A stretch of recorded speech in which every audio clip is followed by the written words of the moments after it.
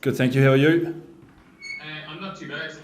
I might just start, Andrew, to go off the injury update that came out this afternoon. Keane Healy out for another couple of weeks now with a shoulder injury.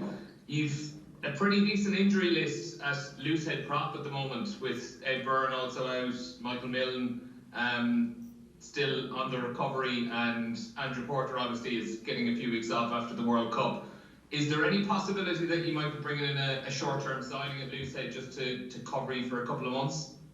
No, we're pretty happy with the stock we've got there covering at the moment. Obviously, fingers crossed, touch wood for no more injuries in that position. But yeah, Jack Boyle's doing a great job there, and we've got young Paddy as well. So got some good depth and exciting prospects coming through that are, a great opportunity for them to get some game time.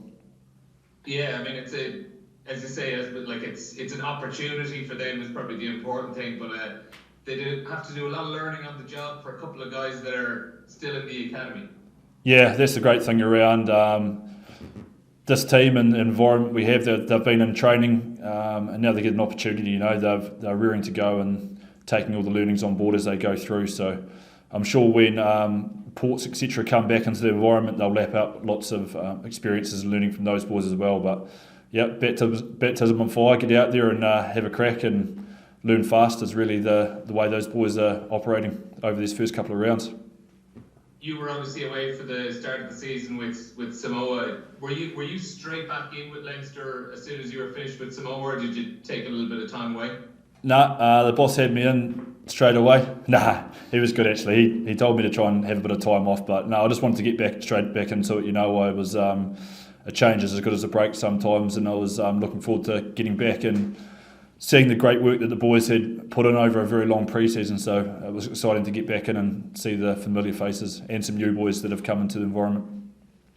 Having had that experience with Samoa, obviously today, like for example, the World Rugby confirmed this new World League competition is going to come in, and it looks like Samoa and a handful of other countries as well are kind of going to be locked out from bigger games against bigger teams for the next few years. Do you see that as being detrimental to a team like Samoa?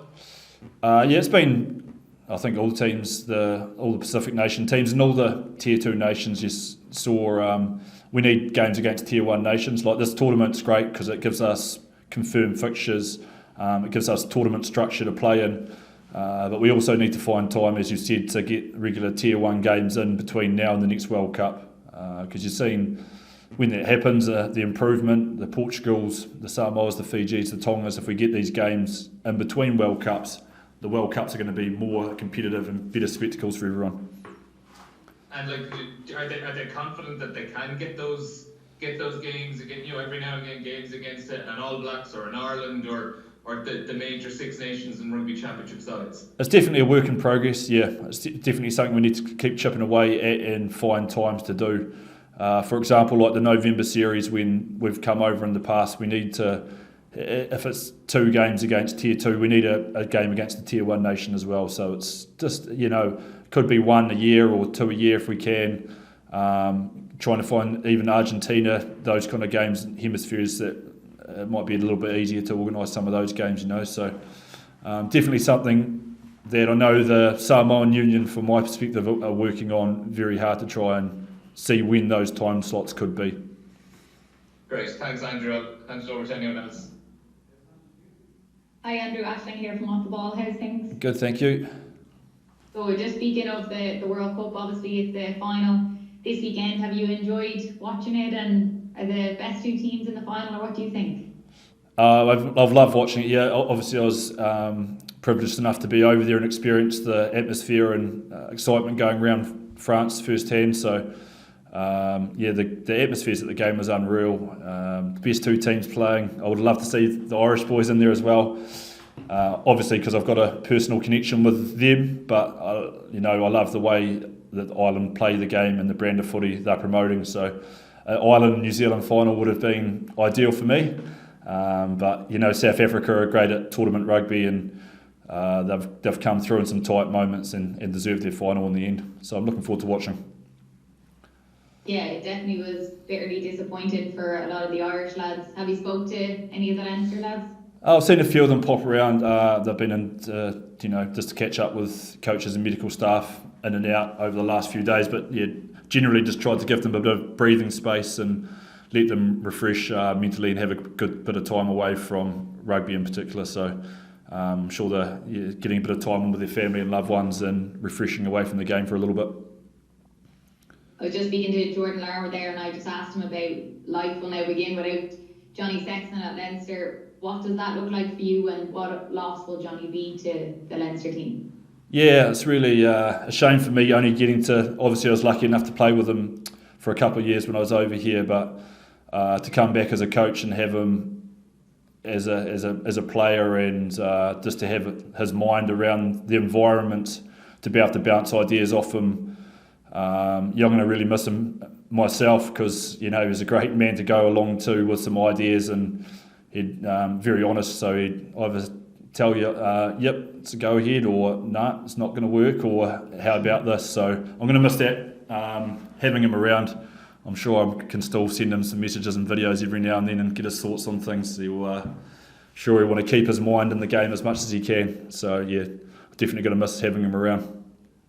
Yeah, is there any truth to that he could be back with Leinster as a coach? Yeah, I'm not too sure. I think he's made it pretty clear he's going to go and have a crack at the outside world and see how that opportunity goes. He's been chipping away in the background the last couple of years, and I'm sure his lovely wife and kids will want to have him around home a little bit more over this next period. But as I said before, he's got a beautiful mind for the game of rugby, and I'm sure he'll make a great coach if he decided to go down that route. Great. Thanks, Andrew. Best of luck this weekend. Cheers. Hi, Andrew. Dave Kelly from the Indo here. Just a quick one, just ahead of the final. A lot of attention in the coaches' boxes as well. I'm just wondering if you'd share with Leinster supporters what they might expect from Jacques as a coach, and if you've had any dealings with him before or even spoke to him recently in terms of what he might bring to Leinster. Well, yeah, he's got an amazing record for one, amazing reputation around how he connects with people. I read a little snippet around Khaleesi talking around him the other day, and it sounded like he's a real family into the club, incorporating everyone in the building, making everyone feel part of the organisation and moving in the same direction. So it sounds like he's a great motivator of people.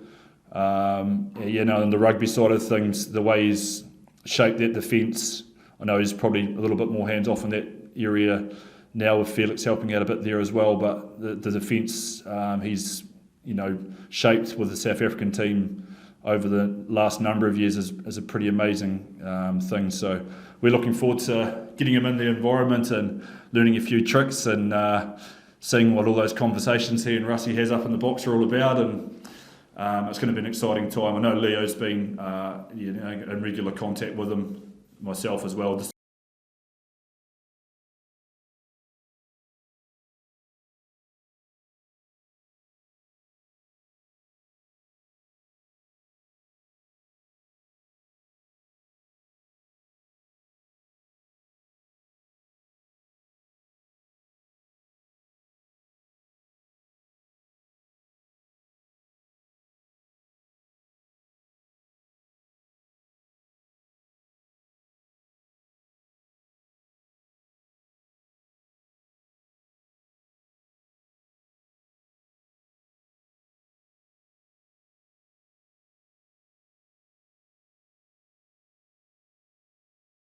The environment here, and to be challenged in a new way for a new set of eyes to come in and challenge the way we've been doing things, not just on the rugby field but day to day. I'm sure even the way they run their trainings, their meetings and different little things like that would have been different in his environment. So I'm sure he'll come in and see what we're doing and be confident enough to make suggestions around how we can get better on and off the field. Cheers, thanks for that, Andy.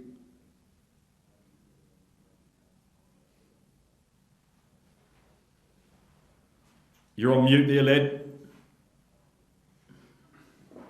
Sorry, Andrew, can you hear me now? Yeah, got you now. Good. Just talking about coaches, there's been so many introductions, like you had Joe Smith, who was Leinster, and Razzie Erasmus, who was Munster, and Felix Jones, and yourself. Coaching teams seem to be taking on a much higher profile. It's almost part of the team mindset or the tactics. Is that a new pressure on coaching teams? I don't know if it's a new pressure. As you said, I suppose over the years over the last few years in rugby, you've seen the coaches are coming under a lot more pressure, similar to football, and the expectation around results, etc. But in terms of the coaching teams, you can see that coaches are sticking with their teams and moving through different environments. Is that kind of what you're getting at there? With Russie and Jack that have been together through a number of different environments with Felix. So it is nice, like players, to get good relationship with coaches, and you get to know each other well, and you can work together to get the best results for the team. Indeed.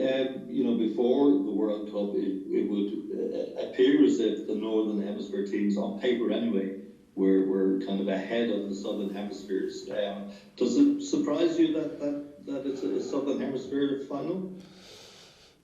Yeah, you could see the way that the draw was done right at the start, and there's been a lot of talk around that those quarterfinals are always going to be brutal games, and they proved to be.